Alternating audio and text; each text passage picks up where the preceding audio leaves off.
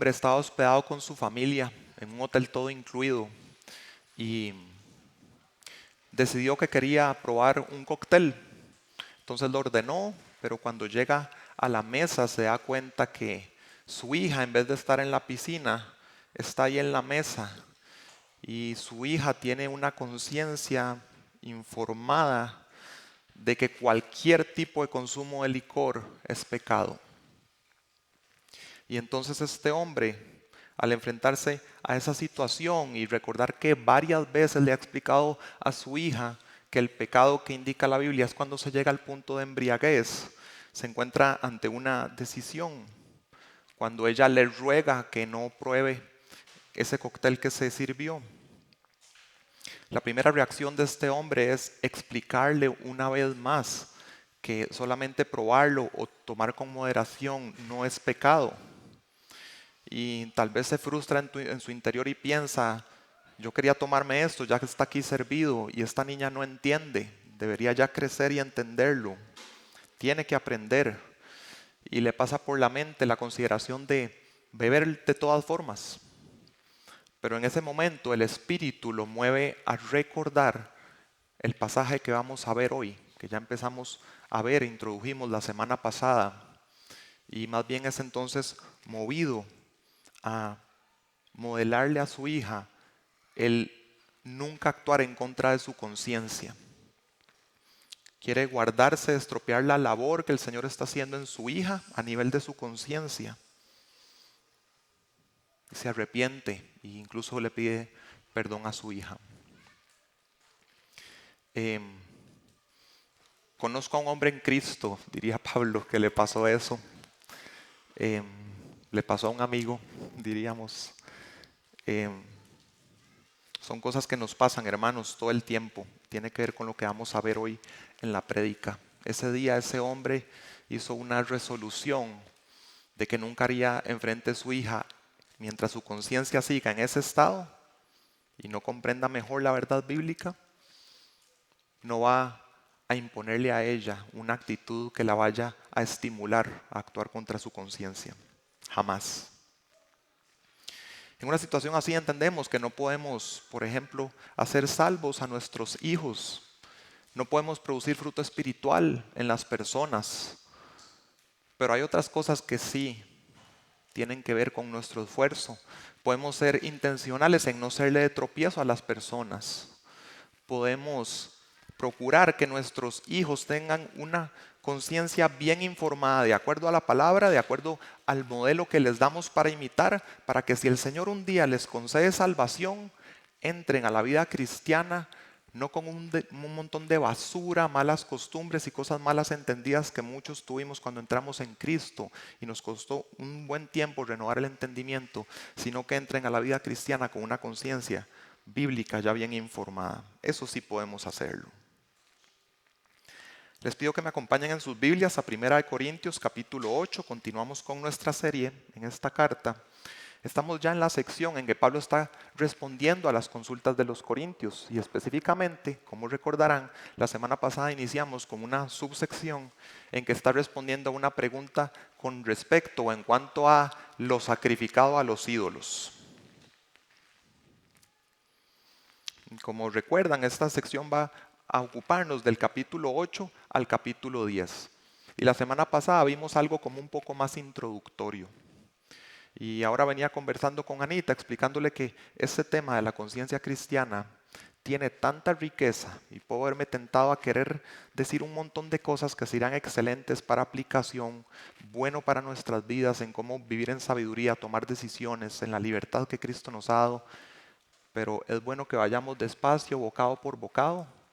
Entendemos que en la predicación, en vez de disparar como con una escopeta un montón de cosas diferentes, cada sermón debería ser como una bala a un tema específico. Y aunque el sermón de hoy quizá lo vean parecido en el contenido al de la semana pasada, el de la semana pasada estaba más orientado a un principio que se nos daba, si recordarán, de tener el conocimiento de la manera no la aparente, orgullosa, sino la verdadera, que es usarlo para tener un amor edificante hacia las personas. Esa era la bala de la semana pasada. La de esta semana tiene más que ver en cómo, y aunque guarda relación, en cómo somos modelos a imitar para hermanos débiles y cómo debiéramos usar la libertad que Cristo nos ha dado para conducirnos para con ellos de la mejor manera. Vamos entonces a leer el texto, 1 Corintios 8, y vamos a ver versículos del 4 al 13, que es lo que resta del capítulo. Les leo de la Nueva Biblia de las Américas. Por tanto, en cuanto a comer de lo sacrificado a los ídolos, sabemos que un ídolo no es nada en el mundo y que no hay sino un solo Dios, porque aunque haya muchos llamados dioses, ya sea en el cielo o en la tierra, como por cierto hay muchos dioses y muchos señores, pero para nosotros hay un solo Dios, el Padre, de quien proceden todas las cosas, y nosotros somos para Él, y un solo Señor Jesucristo, por quien son todas las cosas, y por medio de Él existimos nosotros. Sin embargo, no todos tienen este conocimiento, porque algunos, estando acostumbrados al ídolo hasta ahora, comen alimento como si éste fuera sacrificado a un ídolo, y su conciencia, siendo débil, se mancha. Verso 8. Pero la comida no nos recomendará a Dios, pues ni somos menos si no comemos, ni somos más si comemos. Pero tengan cuidado, no sea que esta libertad de ustedes de alguna manera se convierta en piedra de tropiezo para el débil. Porque si alguien te ve a ti que tienes conocimiento, sentado a la mesa en un templo de ídolos, ¿no será estimulada su conciencia si él es débil a comer lo sacrificado a los ídolos? Por tu conocimiento se perderá el que es débil, el hermano por quien Cristo murió. Y así, al pecar contra los hermanos y herir su conciencia cuando ésta es débil, pecan contra Cristo. Por tanto, si la comida hace que mi hermano caiga en pecado, no comeré jamás para no hacer pecar a mi hermano. Si, perdón, si tuviera que resumir este texto que acabamos de leer, lo haría de esta manera. No modeles frente a un hermano de conciencia débil una conducta que considera pecaminosa. Esa es la bala de hoy. No modeles frente a un hermano de conciencia débil una conducta que considera pecaminosa.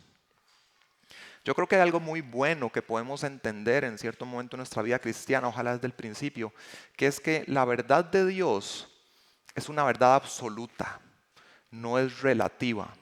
Y es bueno que entendamos eso. Lo que a veces nos cuesta entender es la realidad de que al aplicar esa verdad,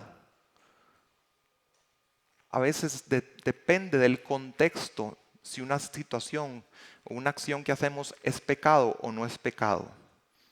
Ahí es donde tenemos que aplicar una sabiduría que es más meticulosa, que nos empuja a poder escudriñar la Biblia, que podamos meditar en ella profundamente. Algo que quiero moverlos, y también el sábado en la reunión de los hombres con lo que va a enseñar Kevin, el sábado 28, es la necesidad que tenemos profunda de la meditación bíblica para saber cómo aplicar esas verdades en diferentes contextos.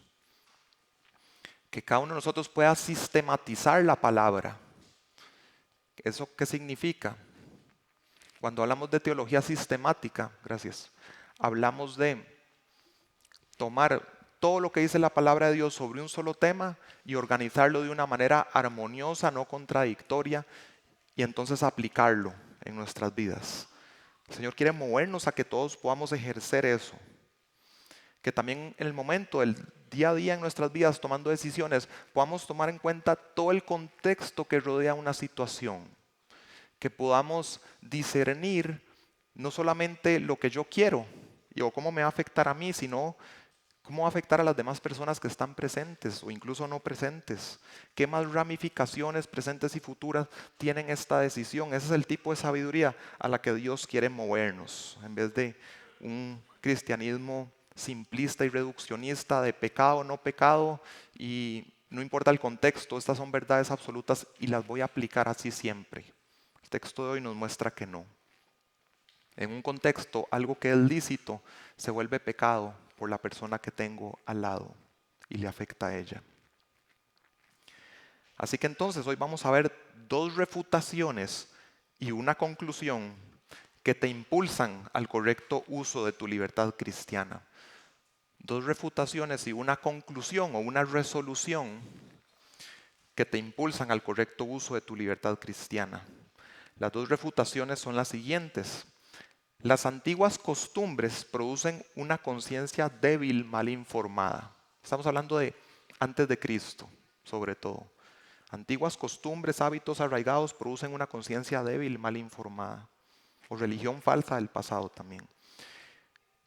La segunda refutación es que la conciencia es estimulada por el modelo de otros cristianos.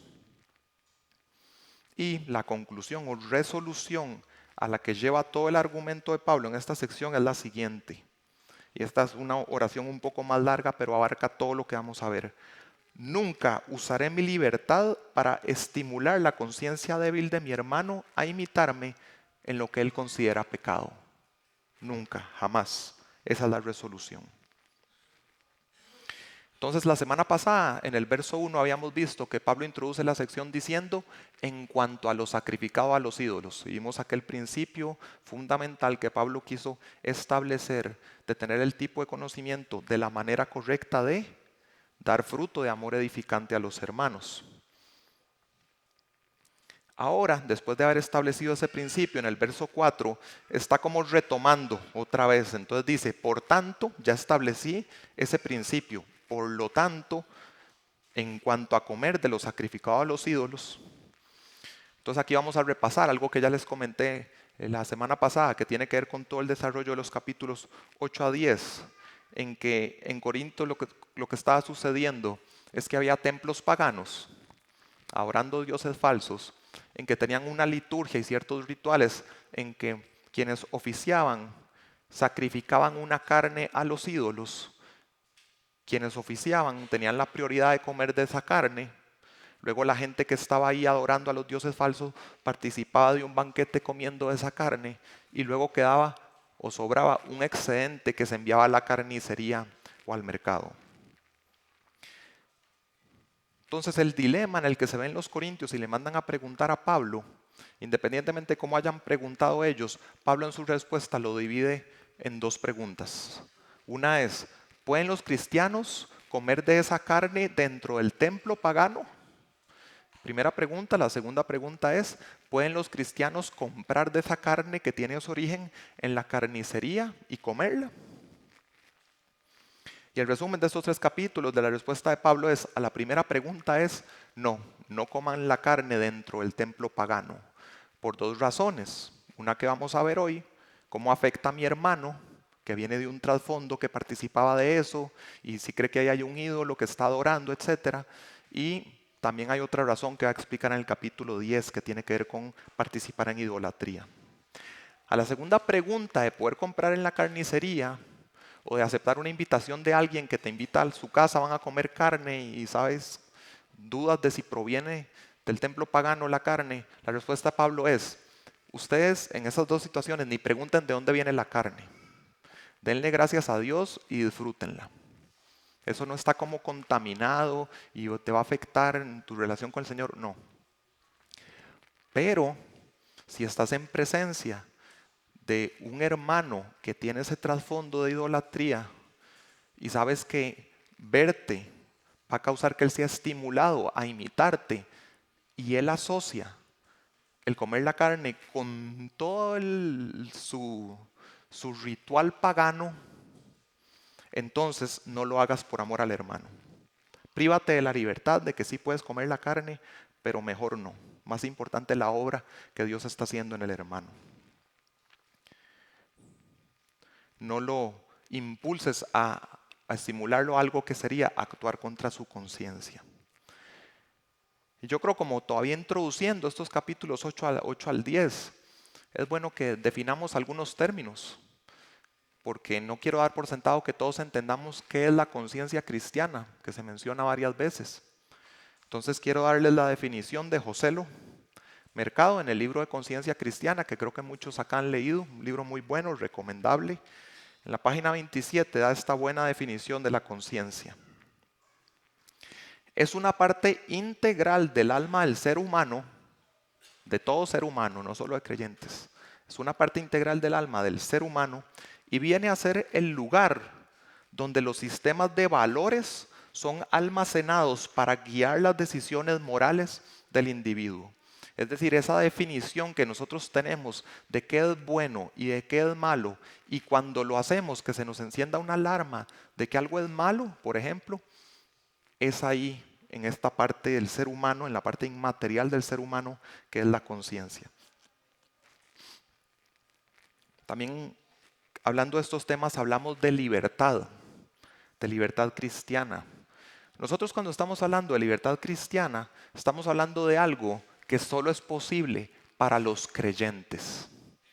Podríamos creer que los no creyentes también tienen cierta libertad, pero en realidad la Biblia lo que dice en Juan 8:36 es: así que si el Hijo os libertare, seréis verdaderamente libres. Solamente en una relación con Jesucristo, el Hijo de Dios, es que podemos ser libertados de nuestra esclavitud al pecado. Entonces la libertad solamente puede venir por la obra de Dios. Solamente la libertad existe para los que por fe en Jesucristo han sido justificados, declarados justos delante de Dios. Fuera de esa categoría, lo único que existe, aunque se leen diferentes nombres, religiones, etc., lo único que existe afuera de esa categoría cristiana es esclavitud a mandamientos que debo cumplir para ganarme la salvación o el favor de Dios. Es lo único más que hay. Es creer que dependiendo de mi comportamiento, eso me va a colocar en una mejor posición delante de Dios, que me vea con mayor favor. Y eso es algo hecho en mis propias fuerzas. Esa situación, por decirlo así, está en un extremo que le llamamos legalismo.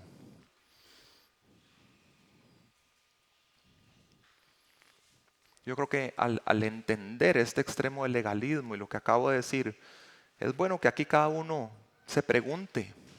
Yo les pregunto, ¿eres libre? ¿El Hijo te ha libertado?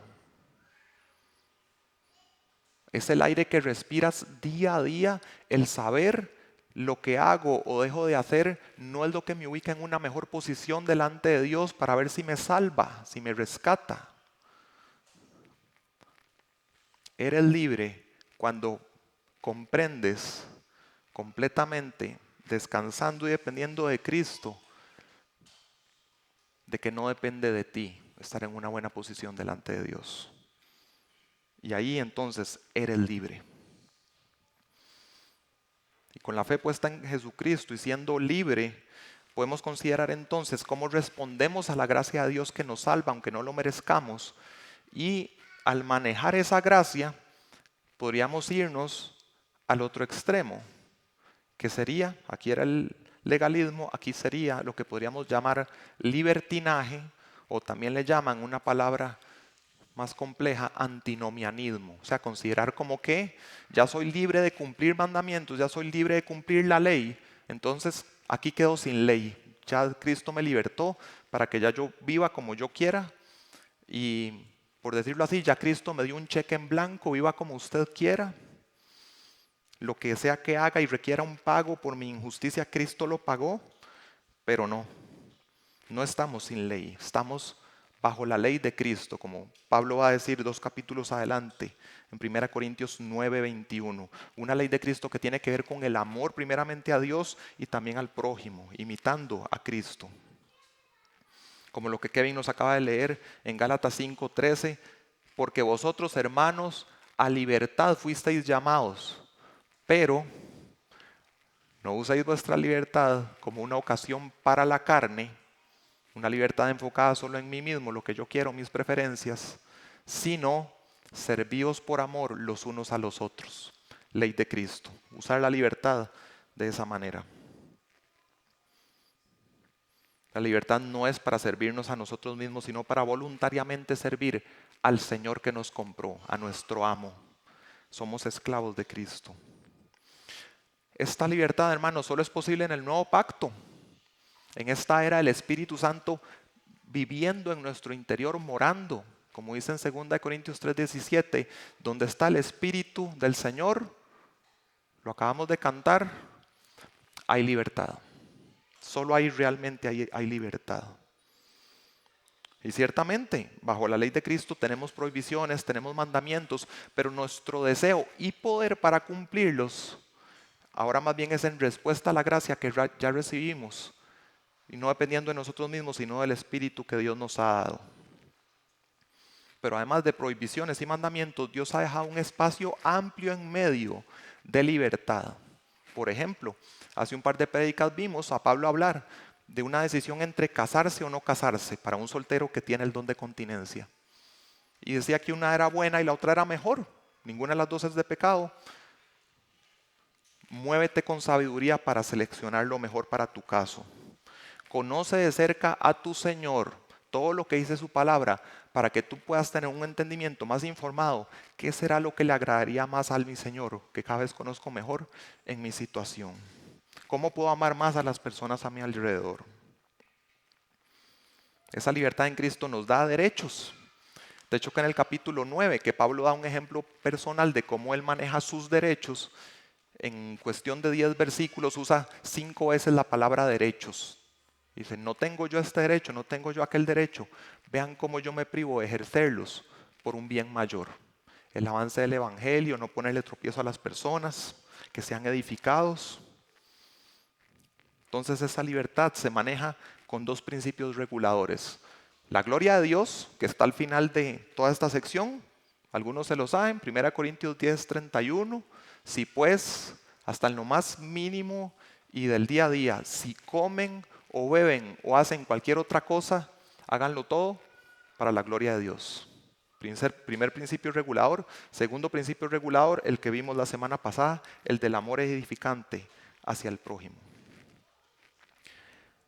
Aunque no tenemos la carta que le enviaron los corintios a Pablo con las preguntas, reconstruyendo todo lo que dice, yo les propuse la semana pasada que la pregunta que le mandaron a Pablo probablemente iba redactada en algo parecido a esto. Pablo, ¿verdad que sí tenemos derecho y libertad para poder comer de lo sacrificado a los ídolos sin ser censurados? Basados en que sabemos que todos tenemos conocimiento de que un ídolo nada es en el mundo y que la comida no nos recomendará a Dios. Estos hermanos que planteaban esta pregunta dentro del espectro que les di del legalismo y del libertinaje, estaban inclinados hacia el lado del libertinaje, el ejercicio egoísta de su libertad en Cristo, pensando solo en sí mismos, su placer, su disfrute. Ahí es entonces que ante este argumento torcido, Pablo viene con sus dos refutaciones que vamos a ver en el bosquejo de hoy. La primera refutación de Pablo es traer a su argumento, que ya vamos a ver, la siguiente verdad que tenemos en los versículos del 4 al 7. Las antiguas costumbres producen una conciencia débil, mal informada. Entonces, en el verso 4, desde que dice sabemos, hasta el final del versículo 6, entiendo que todo eso que dice ahí fueron los corintios los que se lo dijeron a Pablo. Donde le dicen, sabemos que un ídolo no es nada en el mundo. Y aunque a algunos se les llama dioses y señores, para nosotros, y ahí en el verso 6, parece que aunque los que están diciendo esto son los corintios, están recitando algún tipo de credo que probablemente el mismo Pablo les había enseñado, que dice, un solo Dios, el Padre, de quien proceden todas las cosas, y nosotros somos para Él, y un solo Señor Jesucristo, por quien son todas las cosas, y por medio de Él existimos nosotros.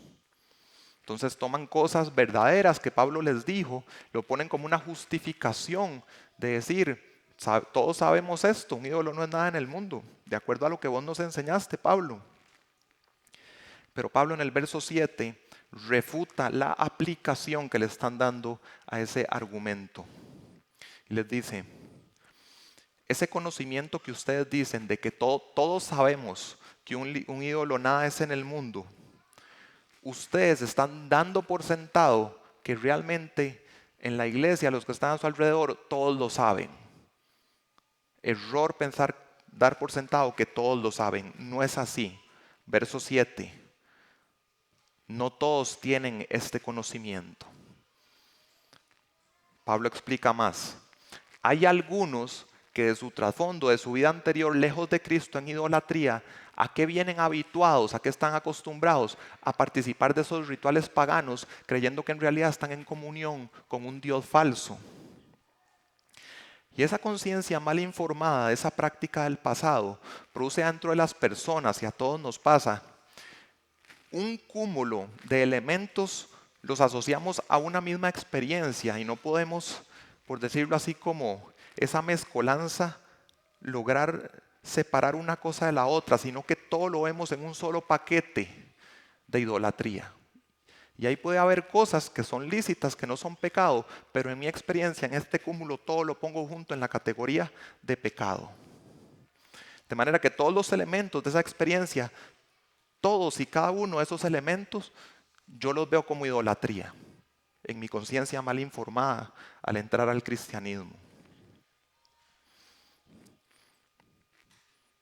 Un pastor como Miguel Núñez, por ejemplo, que se mete más a explicar lo que ocurre en el cerebro y demás, quizá podría decir que ya se establecieron como esas conexiones neuronales en que las experiencias con varios de sus elementos ya formaron en nuestro interior como un camino que nos acostumbra a actuar de una manera cuando todos estos elementos confluyen y todo lo consideramos idolatría. Así entramos al cristianismo y a veces así nos mantenemos en ciertos temas por cierto tiempo en el cristianismo. ¿Cuándo va a llegar a cambiar eso? Cuando viene una renovación del entendimiento, cuando nos informa la mente la palabra de Dios para poder derribar todas esas mentiras, la manera en que vemos ciertas cosas y verlas a la luz de la verdad que nos da la palabra de Dios. Pero es difícil. Eso no es algo instantáneo, no es un solo evento. Sobre todo cuando son hábitos que tenemos muy arraigados, es un proceso, esa renovación del entendimiento que tenemos que ir ejerciendo. Lograr llegar a discernir y separar una cosa de la otra y mirar, esto no era pecado, está dentro de mi experiencia de pecado, pero esto en sí mismo no es un pecado. Ok, ya informé mi conciencia, gracias al Señor, ya entiendo que eso no es pecado. Puedo disfrutarlo sin temor, sin creer que estoy pecando. Pero lleva tiempo eso. Y yo creo que con este ejemplo tan particular de los corintios, de la comida sacrificada a los ídolos, nos cuesta buscar ejemplos en nuestras vidas que tengan un encaje perfecto con todos los elementos de aquella situación, pero para traer aplicaciones quiero hacer un esfuerzo de buscar situaciones a nuestro alrededor que se acerquen para que apliquemos el principio de lo que estamos viendo hoy. Alguna vez un hombre me confesó que, por ejemplo, él cuando estaba en una situación en que 4 cosas como que confluían al mismo tiempo, convergían, si él estaba manejando su auto en ciertas horas, en cierto lugar y sonando cierta música, él siendo cristiano y no queriendo pecar, eso le activaba su patrón, su rutina de pecado que practicaba cuando estaban todas esas cosas ocurriendo. Eso puede parecerse un poco a lo que estamos viendo de esa persona que está acostumbrada a una rutina de idolatría. Aunque hay elementos dentro de esa rutina que no son pecado. Ninguna de las 4 que dije es un pecado. Pero para este hombre, en su trasfondo, sí lo llevaba al pecado.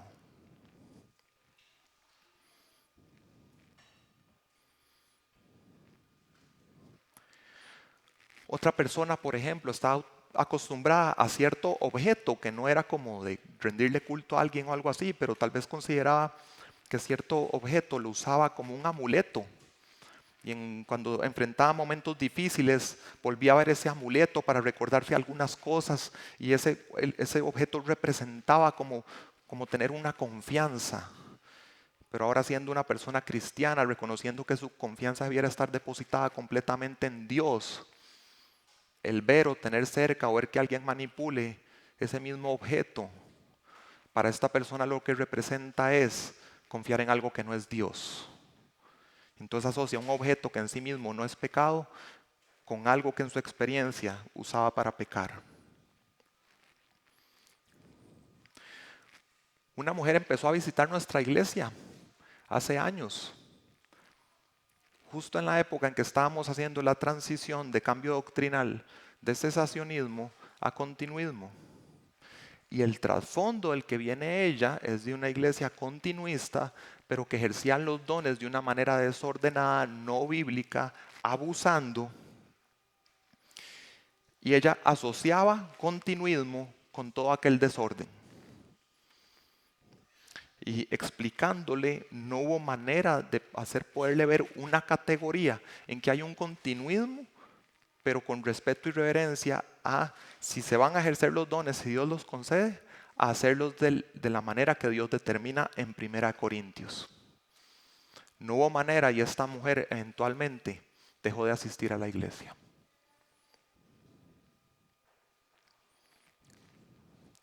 Hay otro hermano que también a veces le confluyen varios elementos cuando está en cierto ambiente social, en un momento de diversión, de fin de semana, en que la gente alrededor empieza a tomar, eso lo incita a la embriaguez y al desenfreno. Elementos ahí que no son pecado, pero para esa persona era su rutina acostumbrada de pecado. Hay hermanos y hermanas en nuestra iglesia que ciertas canciones de alabanza cristiana que tocan ciertas bandas asociadas a una vida cristiana doble o hipócrita. Y esta persona tal vez cantaba esas canciones en una iglesia anterior en que también esa persona experimentó una época de doble vida o de un cristianismo hipócrita. Cuando escucha esa canción, aunque su contenido teológicamente es bíblico, sano, verdadero, escuchar esa canción lo conecta con su estilo de vida hipócrita y la banda hipócrita que lo toca. Y a esa persona le cuesta, le es tropiezo escuchar eso, aunque en sí mismo no es pecado.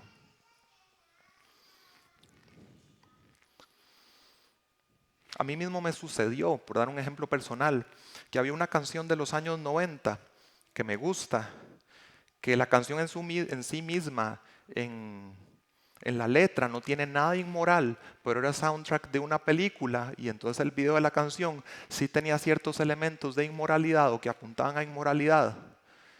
Y yo pasé muchos años sin escuchar la canción, unos 20 años, y ya siendo cristiano la escuché. Y aunque la canción en sí mismo no tiene nada inmoral, las conexiones mías de ciertas cosas, de no discernir, de no separar, me representaron tentación a inmoralidad. Y me tomó años de renovación del entendimiento, discernir cosas, vivir pureza, ejercitar pureza en esa área de mi vida, ahora yo poder escuchar esa canción y que no me represente un tropiezo. Estos son el tipo de cosas que nos ocurren debido a las costumbres que traemos.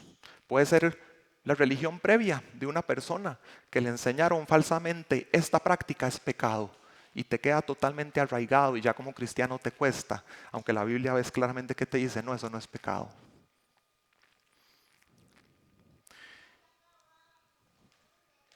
De hecho, eso es lo que ocurre en Hechos 15 en el Concilio de Jerusalén, pero no me voy a extender ahí. Yo no sé si tú puedes pensar en cosas de este tipo, de estos ejemplos para tu propia vida.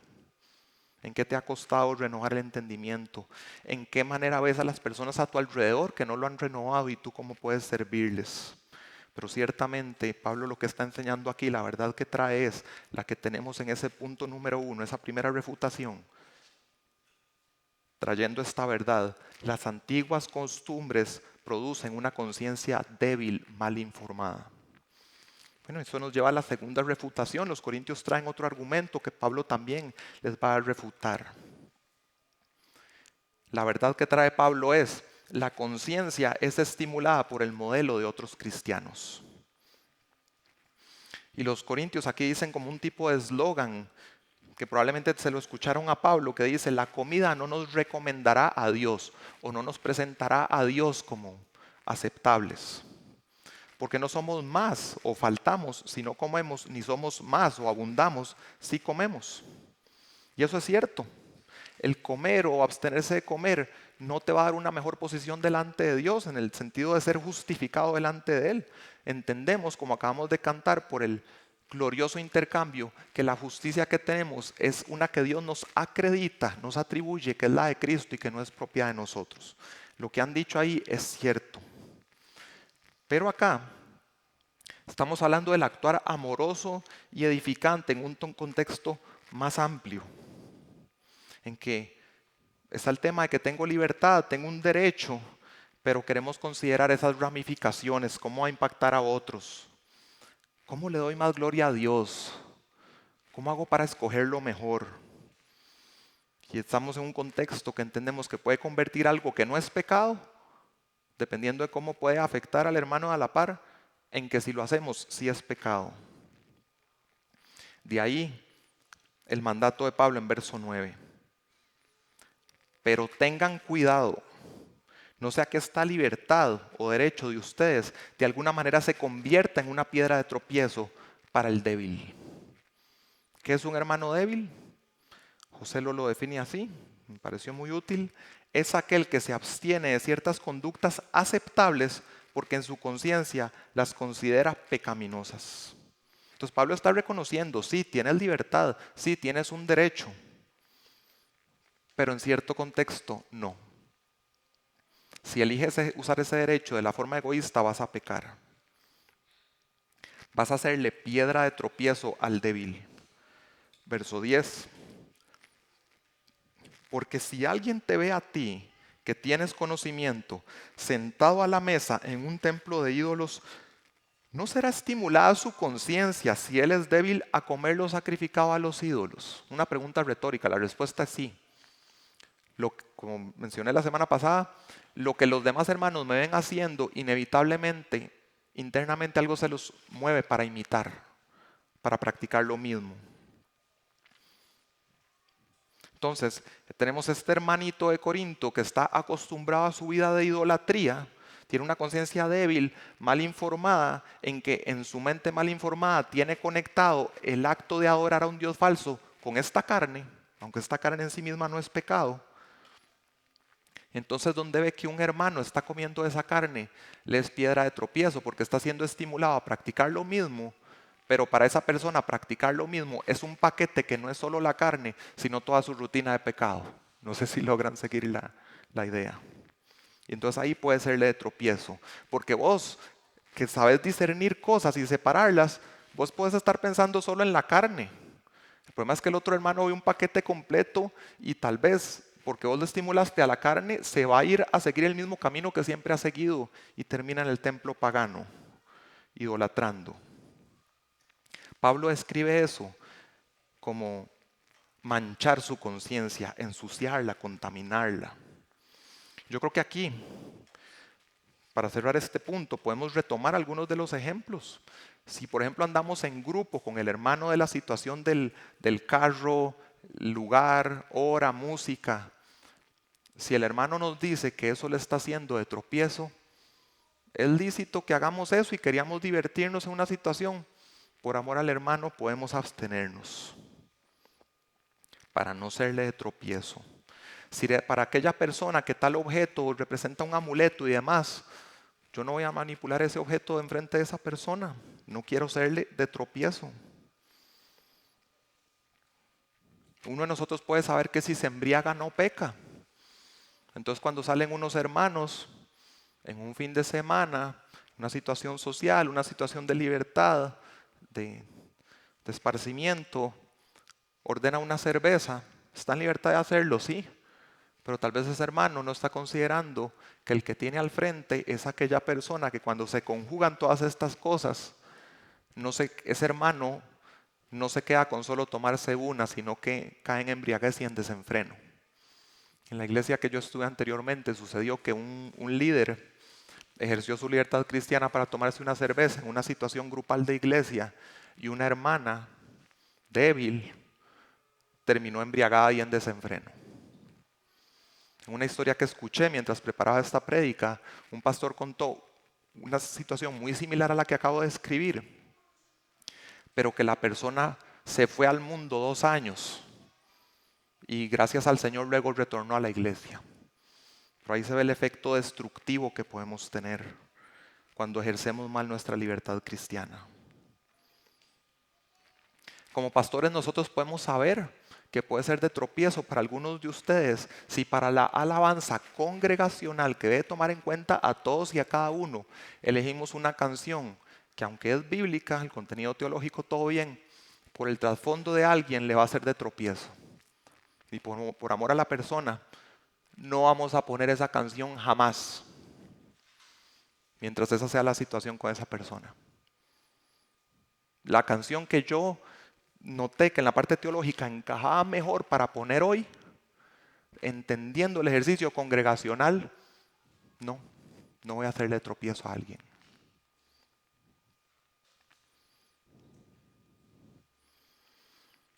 Vean nuevamente ese mandato de Pablo en el verso 9, fuerte, y la palabra más fuerte que habla como de destrucción, de arruinar, lo pone además en la posición de énfasis en el idioma original. Cuidado, ojo, vean, pongan atención, sus ejercicios de libertad pueden ser de tropiezo a un débil. Entonces, después de estas dos refutaciones, entonces Pablo llega a un resultado trágico de un mal uso de la libertad cristiana, y ese mal uso lo lleva a tomar una resolución firme, determinada. Eso nos lleva al tercer punto de nuestro bosquejo, que es esa conclusión o resolución que te impulsa al correcto uso de tu libertad cristiana, que es esta: nunca usaré mi libertad para estimular la conciencia débil de un hermano a imitarme en lo que él considera pecado. Y ese final trágico del uso egoísta de la libertad cristiana y del conocimiento está en el verso 11. Esa palabra que señala a lo destructivo que puede ser esa actitud. Por tu conocimiento se perderá el que es débil, el hermano por quien Cristo murió. Si vemos solo el versículo, podríamos pensar que esta persona estaba a perder su salvación. Entendemos, armonizando toda la Biblia, que nosotros no podemos hacer que una persona pierda su salvación por la manera en que la tratamos, pero sí puede ser sumamente destructivo en lo que Dios está formando en su vida, en cómo está creciendo a la imagen de Cristo. Y vean el contraste que usa Pablo, es muy fuerte, pero creo que nos ayuda a producir en el corazón lo que Dios quiere que se produzca. Ojo el contraste. Cristo descendió, dejó su posición gloriosa celestial, dejó de lado por un tiempo el ejercicio autónomo de sus atributos divinos, despojándose a sí mismo. Toma la forma humana. Siendo humano se convierte en un servidor, un sirviente de los demás, y llegó a dar su vida sacrificándose para una obra que va a ser en los suyos, en la iglesia, en cada uno de los que el Padre le dio. Y ojo el contraste, pero nosotros no estamos dispuestos a ceder o renunciar a un derecho o a una libertad, y estamos dispuestos que ese ejercer mi libertad egoístamente venga a destruir lo que Dios está haciendo, formando el corazón de una persona, su conciencia, su crecimiento en Cristo.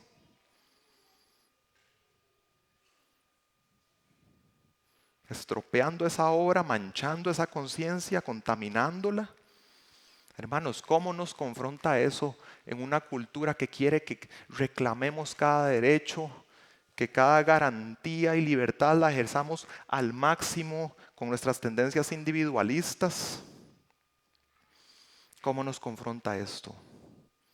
A ver lo que ha hecho Cristo y querer participar de lo mismo, más bien sacrificándonos. Verso 12. Y así, al pecar contra los hermanos y herir su conciencia, cuando ésta es débil, fuerte también, pecan contra Cristo. No solo contra el hermano, contra Cristo estás pecando. Aunque estás haciendo eso que no es pecado, en aquella verdad absoluta, ¿entiendes? Esto no es pecado. pero en este contexto es tropiezo para un hermano débil, ahí sí es pecado. Contra el hermano, contra Cristo. Dios viene haciendo a través de su palabra una obra en esa persona, dejando atrás el entendimiento equivocado. La palabra está lavando, está limpiando, está produciendo afectos nuevos, está en gracia formando a esa persona para que actúe siempre de acuerdo a su conciencia, que cada vez está más alineada con la palabra de Dios. Y tú, ejerciendo egoístamente tu derecho, llegas y arruinas eso, lo destruyes, lo contaminas. Claramente esto es ir en contra de lo que Cristo está haciendo. Verso 13 dice, hacer que mi hermano caiga en pecado. Y ese mismo verbo que se usa ahí está en Mateo 18:6, donde Jesús dice, pero al que haga pecar a uno de estos pequeñitos que creen en mí, mejor le sería que le colgaran al cuello una piedra de molino de las que mueve un asno y que se ahogara en lo profundo del mar. No lo traigo yo, es el lenguaje que Dios usa para que veamos la gravedad de cómo nos conducimos alrededor de los hermanos. Son palabras severas. Yo no sé ustedes, pero ver esto a mí me produce un temor, me infunde un temor de no querer ser el que tiene ese efecto destructivo en la vida de los hermanos. Pero bueno, no nos quedamos en el temor. Ese fuerte temor lo que Dios quiere es que nos mueva ¿a qué? A una resolución radical. Y es lo que ocurre en el pasaje. Verso 13. Por tanto, si la comida hace que mi hermano caiga en pecado, no comeré carne jamás. Aunque tenga el derecho todos los días de mi vida, ni un solo día me voy a comer esa carne. ¿Para qué? Para no hacer pecar a mi hermano. Esto es un cambio de paradigma de tener una mentalidad de siervo que busca lo mejor para los demás y no el propio provecho. Podríamos analizar los ejemplos que vimos anteriormente a la luz de esta resolución. Hermano, aunque no los creas, la gente alrededor te está viendo, los niños te están viendo, los hermanos de la iglesia te están viendo. Y tus acciones, quiéralo o no, les producen estímulos de imitación. Sobre todo cuando estamos directamente compartiendo con las personas, queremos evitar esos trasfondos de no ser de tropiezo. Para una persona puede ser que la estimules a ver cierto tipo de películas, a jugar cierto tipo de videojuego, a jugar cartas, si fue alguien de un contexto de apostador, el consumir algo, el tener cierto sentido del humor, por ejemplo, los que tienden a hacer mucho chiste negativo con respecto al matrimonio. Puede ser cierta música, cierto ambiente, pero ni siquiera solamente en el contacto directo, hermanos. En un sentido, cuando nos reunimos como asamblea, nuestra vida es pública y la gente va a ver cosas, querámoslo o no, estamos modelando algo, querámoslo o no. Ejercemos influencia. Ejemplos. Tu aplicación personal de las razones que consideras válidas para faltar a la iglesia, la gente te está viendo y está siendo estimulada a imitarte. Estás informando la mente de todos con tu estándar de qué es válido para faltar a la iglesia. No digo esto para condenar a nadie. Cada uno, de hecho en una parte del libro lo explica, todos entendemos que habrá alguna excepción para faltar a la iglesia. Estudie su Biblia, no se guíe por su corazón engañoso, por sus emociones, estúdiela. No tenga una opinión que cambie fácilmente, sino una convicción sostenida de la Biblia y practíquela. Y sepa que los demás están viéndolo, de alguna manera los va a influenciar a aplicar lo mismo. Lo mismo tu aplicación personal de las razones que consideras válidas para dejar de ser miembro de una iglesia. Y si decides dejar de ser miembro de una iglesia, también la manera en que sales de la iglesia.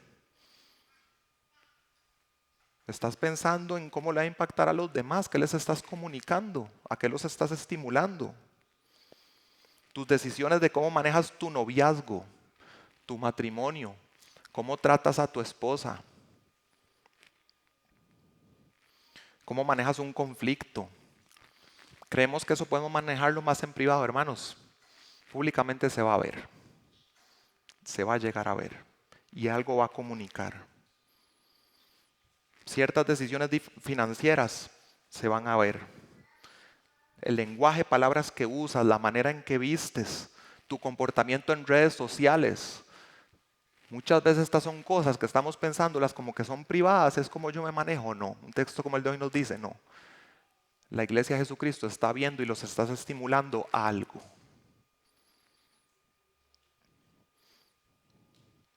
Ahora aquí quisiera hacer una distinción porque al entender cómo le afectamos al hermano débil, también hay que explicar cierta situación que ocurre en las iglesias y podríamos pensar que es esta, pero no es esta. Un texto que nos ayuda es Colosenses 2:16. Pablo dice, por tanto, que nadie se constituya en juez de ustedes con respecto a comida o bebida, o en cuanto a día de fiesta o luna nueva o día de reposo. Okay. En esta situación no estamos hablando de un hermano débil que está empezando a ser formado, que es un bebé en Cristo. No estamos hablando de esa situación. En la iglesia va a haber personas que son legalistas, tercos, controladores, que quieren atar las conciencias de las personas de la iglesia para que se sujeten a sus preferencias personales. Y ahí no es como, uy, es que estoy ofendiendo al hermanito, entonces hagamos las cosas así para no ofenderlo. No, ese no es el hermanito débil, ese es un legalista. Quiere imponer sus preferencias, incluso imponer reglas sumándoselas al evangelio. Tenemos el ejemplo de los judaizantes que estaban presionando a Pablo y a Tito para que Tito fuera circuncidado, entendiendo que eso era parte del evangelio. Y vean lo que dice Gálatas 2, a partir del 3. Pero ni aun Tito, que estaba conmigo, fue obligado a circuncidarse, aunque era griego. Y esto fue por causa de los falsos hermanos introducidos secretamente, estaban dentro de la iglesia físicamente, que se habían infiltrado. ¿Para qué? Lenguaje de nuestra prédica de hoy. Para espiar nuestra libertad que tenemos en Cristo Jesús, a fin de someternos a esclavitud, a los cuales ni por un momento cedimos, para no someternos, a fin de que la verdad del Evangelio permanezca con ustedes. Cuando alguien trata de sumarle al Evangelio algo, por ejemplo, la semana pasada di un ejemplo de un pastor mexicano que, como les comenté, cuando se convirtió, buscó iglesia, fue a una iglesia y el pastor le dijo, no, aquí no puedes venir porque esa manera en que te presentas físicamente, eso no es propio de un cristiano. Ese hermanito, gracias a Dios, Dios le dio el discernimiento de decir, aquí no me congrego. Este hombre le está sumando al Evangelio, imponiéndome una preferencia personal. No, no es el caso del hermanito débil, es el de un legalista. R.C. Sproul habla de algo que le llama la tiranía del hermano débil. Escuchen la prédica completa, es muy buena. Estamos hablando de ese hermano que se ofende por todo y quiere imponer sus preferencias a la iglesia, es el que más levanta la voz, el que más se queja y no quiere crecer, quiere seguir siendo esa persona. Sería una muy mala aplicación del texto hoy que la iglesia completa cambie para satisfacer a esta persona con sus preferencias. Y R.C. Sproul habla de la situación o el escenario más indeseable, pero que tristemente ocurre, que es que ese tirano débil llega a ser el pastor de la iglesia. Eso es lo más difícil que puede llegar a ocurrir. Que Dios nos guarde de eso. En una situación así, jamás, aunque sea el pastor, no se puede ceder al legalismo. Vean lo que dice R.C. Sproul. Creer doctrinas o obedecer mandatos que provienen de los hombres, no de Dios, por un sentido del deber, más si es el pastor, es traicionar la verdadera libertad de conciencia y destruirla. Ejemplo real, que sé de primera mano. Un pastor está imponiéndole a las personas que sin falta en sus oraciones al final siempre tenían que pronunciar las palabras en el nombre de Cristo, amén. Eso es un mal entendimiento de qué significa eso, cuando Jesús nos apuntó que debíamos orar en su nombre. Y hermanos, la iglesia no está en una posición de tener que enseñarle a un pastor que el texto no significa eso.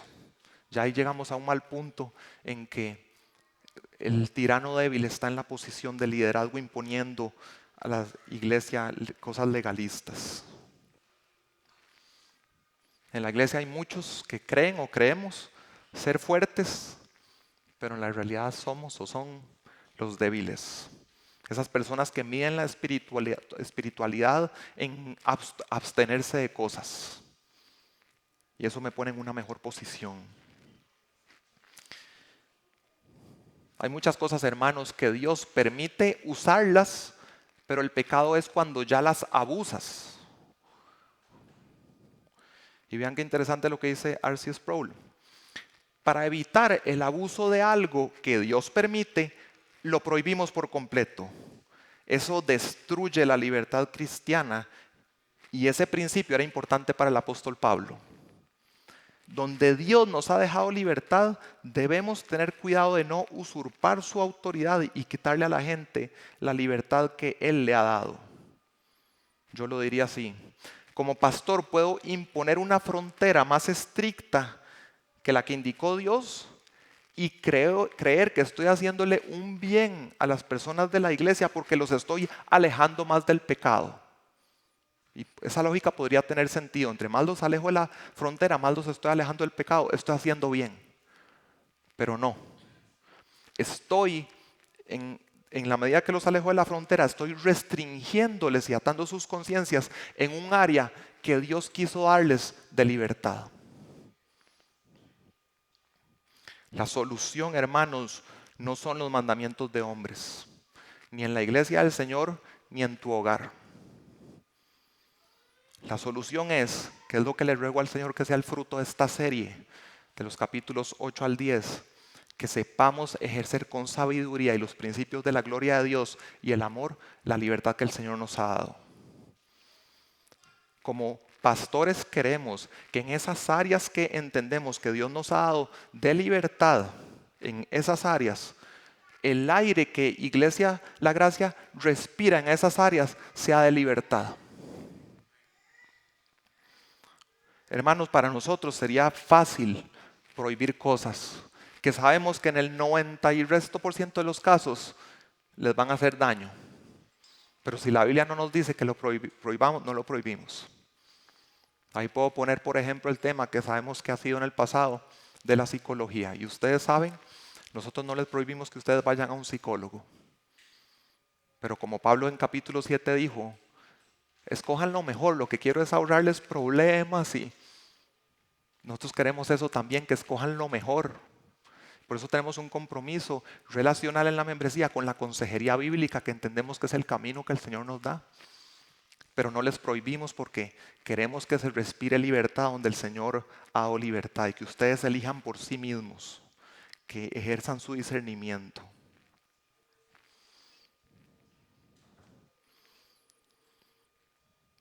Hermano, hermana, hoy la palabra de Dios te llama a que al igual que hizo Pablo acá, tomes una resolución, una decisión de cómo vas a usar la libertad que Cristo te compró en la cruz.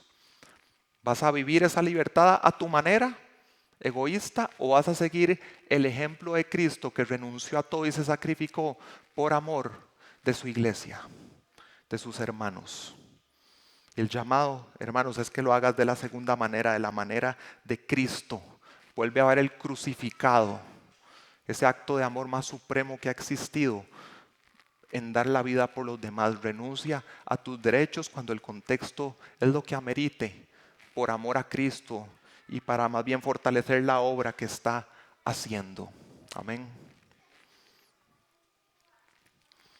Padre, te agradecemos por ese glorioso intercambio del que no somos merecedores. Sabemos que nuestra justicia propia no aporta absolutamente nada delante tuyo, pero por la obra de Cristo somos declarados justos, limpios, somos libres. Padre, por favor, produce en nuestros corazones el fruto del amor, el deseo ferviente por tu gloria, por un Cristo exaltado en todo el mundo, y que la libertad que nos has dado no sea ocasión para la carne y los deseos egoístas, sino para servir por amor a los hermanos. Ayúdanos a morir a nosotros mismos y a seguir a Jesucristo. Amén.